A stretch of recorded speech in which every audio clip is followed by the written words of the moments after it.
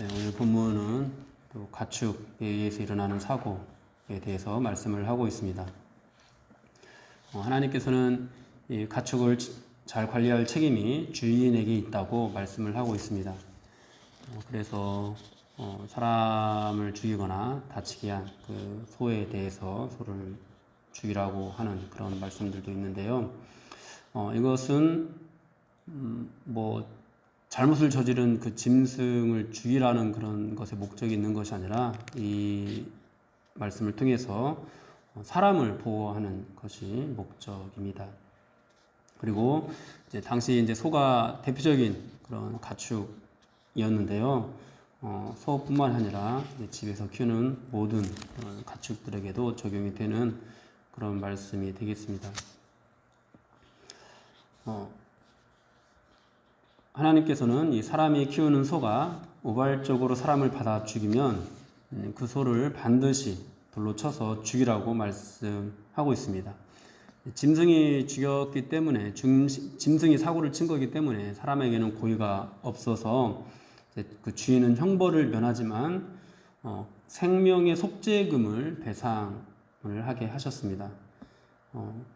사람의 고의는 없지만 자신이 키우는 그 짐승에 대해서 주인이 책임을 지도록 한 것이죠. 그런데 만일 그 소가 받는 버릇이 있고 그로 인해서 경고도 있었는데 그런데도 불구하고 관리를 잘 하지 못해서 소가 사람을 받아서 죽였다면은 그 주인도 함께 죽이라고 말씀을 하고 있습니다. 본래 이 짐승이 저지른 그 일을 사람이 사람을 죽인 것과 동일하게 그렇게 동일한 제목으로 하나님께서 처벌하도록 하신 것입니다. 오늘날로 치면은 집에서 키우는 개가 본래 무는 버릇이 있었는데 그것을 잘 관리하지 못해서 다른 사람을 물어서 죽게 했다면 살인죄를 적용한다라는 그렇게 보면 되겠습니다. 다만 이제 사람이 직접 사람을 죽인 것과는 약간의 차별을 두는데요. 주인이 배상을 하면 사형을 당하지 않을 수 있게 하신 것입니다. 그 배상은 생명의 대가로 속죄금을 내거나 아들이나 딸을 내어주는 것이었습니다. 굉장히 엄하게 그 가축을 관리하는 책임을 묻고 있는 것을 우리는 볼 수 있습니다. 그리고 이 소가 다른 사람의 소를 죽인 경우도 오늘 또 말씀을 하고 있는데요. 내 소가 다른 사람의 소를 받아 죽이면 그 소를 팔아서 그 값을 반으로 나누고 죽은 것도 또 반으로 나누게 했습니다.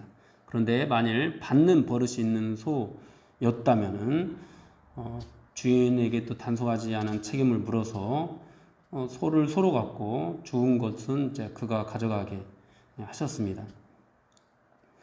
이와 같이 하나님께서는 사람이 키우는 짐승이 다른 사람의 생명이나 신체 혹은 재산에게 피해를 주지 않도록 그 관리에 대한 책임을 굉장히 엄격하게 묻고 있습니다.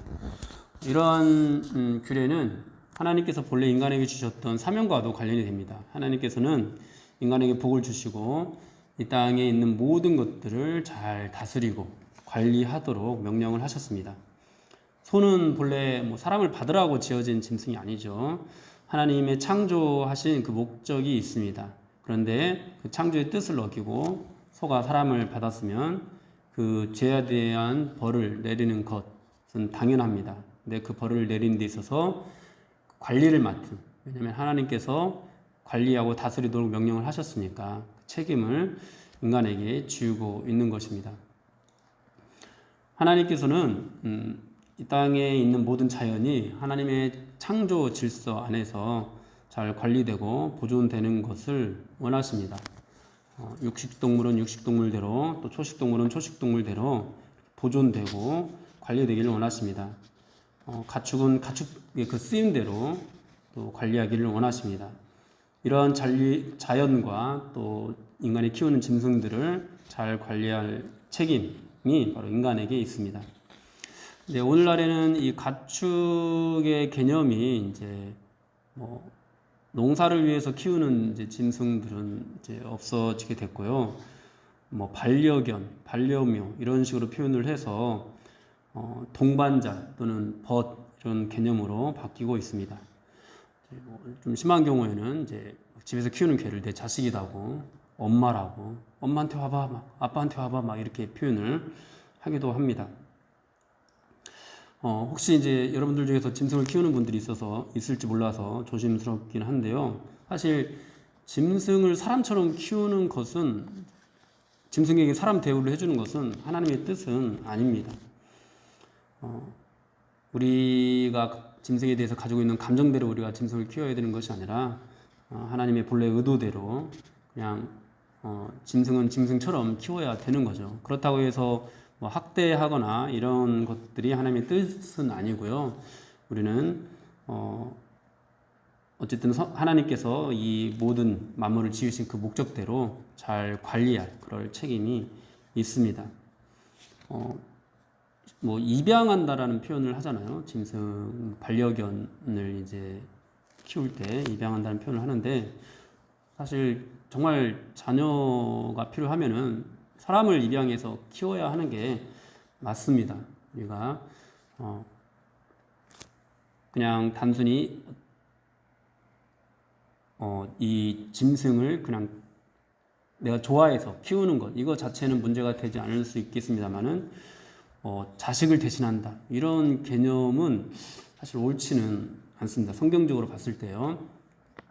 이 말씀은 뭐 모든 그런 어떤 그러니까 반려견이나 반려묘를 키우는 이런 것들을 다 부정하는 그런 의미는 아닙니다. 다만 그들이 이제 그것들이 사람보다 더 나은 대접을 받거나 심지어 이제 사람에게는 굉장히 멸시하고 또 갑질을 하면서 자기가 키우는 그런 짐승에게는 굉장히 또 깍듯하게 대하는 그런 태도들, 사람보다 자기가 키우는 짐승을 더 귀하게 여기는 그런 태도들은 분명히 옳지 않다라는 그런 것이죠. 사람은 모든 가축들을 하나님께서 지으신 그 목적대로 잘 보호하고 관리해야 됩니다. 그리고 자신이 관리를 소홀히 해서 그것들이 사람의 생명이나 신체 또는 재산에 손해를 입혔다면은 마땅히 그것을 관리하는 사람이 형벌을 받거나 또 배상을 해야 합니다. 하나님께서는 그 책임을 주인에게 물으시면서 사람이 관리하는 모든 짐승들로부터 다른 사람의 생명과 재산을 보호하도록 이렇게 적극적으로 명령하고 있습니다. 뿐만 아닙니다. 오늘 또 구덩이에 대한 것도 나오는데요. 사람이 판 구덩이가 이제 이것도 관리를 잘 하지 못해서 그거를 팠으면은 그거를 빨리 덮어 놓든지 아니면은 그 주변에 뭐 위험하다라는 그런 표시를 해 놓든지 해서 사람이 빠지지 않도록 해야 되는데 그런 것을 잘 하지 못해서 그곳에 다른 사람의 짐승들이 빠지게 되었다면은 거기에 대한 배상을 또 주인에게 하도록 명령을 하고 있습니다. 사람이 만드는 어떤 그런 건축물에 대해서도 다른 사람의 어떤 생명이나 재산들을 적극적으로 보호하도록 하나님께서 명령하신 것이죠. 예전에도 한번 살펴보았는데요. 신명기 22장 8절 말씀을 보면은 네가 새 집을 지을 때 지붕에 난간을 만들어 사람이 떨어지지 않게 하라. 그 피가 네 집에 돌아갈까 하노라. 이렇게 말씀을 하시면서 집을 짓는데 다른 지붕에서 난간을 만들지 않은 그런 것으로 인해서 만약에 사람이 다쳐서 상처를 입게 됐으면은 그것에 대한 책임까지도 하나님께서는 그 집 주인에게 물고 있습니다. 이것은 굉장히 적극적으로 이제 다른 사람을 보호하도록 주인에게 명령을 하고 있는 것인데요. 이런 원칙들이 오늘날 법률 원칙에도 나타납니다.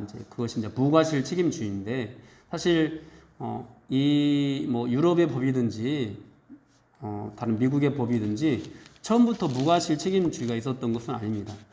원래는 과실 책임주의가 원칙이었습니다. 그런데 특히 이제 기업들이 회사를 운영하는 데 있어서 과실이 있을 때만 책임을 지도록 하니까 너무나 많은 그런 피해들이 사람들에게 발생을 하게 돼가지고 이제 무과실에 대해서도 책임을 지도록 하는 그런 법 조항들이 생겨나게 됐습니다. 그렇게 이제 법도 굉장히 좀 늦게 이 무과실에 대한 책임을 지도록 명령을 하셨는데 하나님께서는 그것보다 훨씬 더 이전에 무과실에 대한 그런 책임들을 사람에게 지우고 있습니다. 그렇게 해서 이제 다른 사람들을 보호하도록 하신 것이죠. 그러니까 우리가 딱 봤을 때는 뭐 당연한 거 아니냐. 왜냐하면 우리 상식으로는 짐승을 관리하지 못하면은 마땅히 책임을 져야 되니까. 그런데 불과 한 100년, 200년 전만 하더라도 이 법에는 무과실에 대한 어떤 배상을 하는 그런 규정들이 거의 없다시피 했습니다.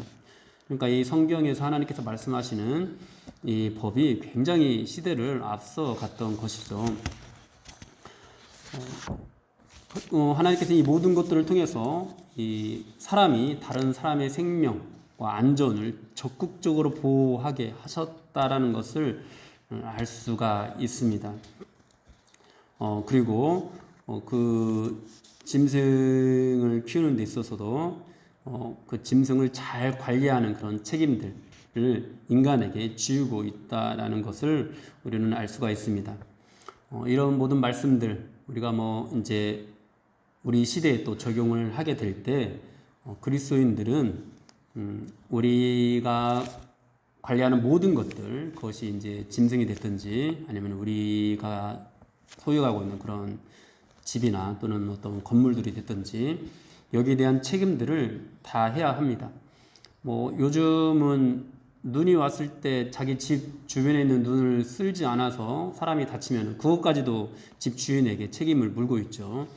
이것이 사실 굉장히 성경적인 것입니다.